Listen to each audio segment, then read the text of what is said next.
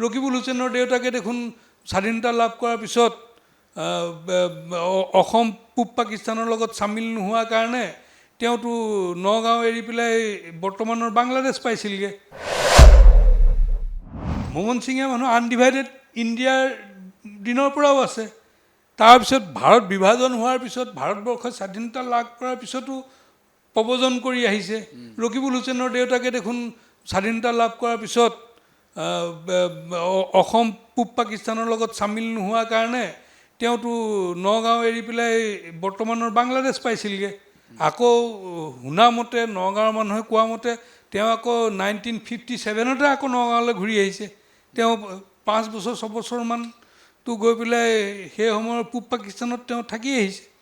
গতিকে তেনেকুৱাতো মানুহ আছে কিন্তু গতিকে এতিয়া কথাটো হৈছে যে আটাইতকৈ আজিৰ প্ৰেক্ষাপটত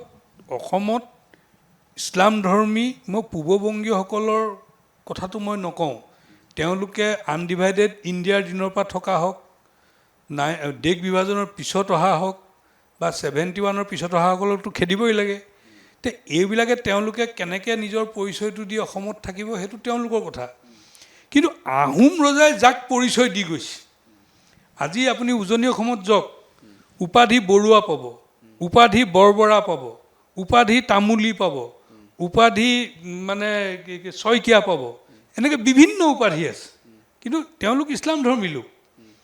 গতিকে এই আহোমে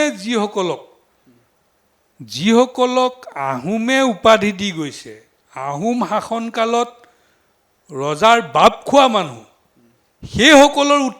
উত্তৰাধিকাৰীসকলে অন্ততঃ মানে পূৰ্ববংগীয় মুছলমানৰ চিন্তা ভাৱনাৰে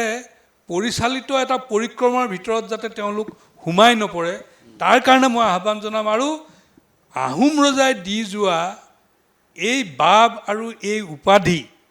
লৈ তেওঁলোকে গৌৰৱ কৰিব পৰা ধৰণেৰে নিজকে সংগঠিত কৰক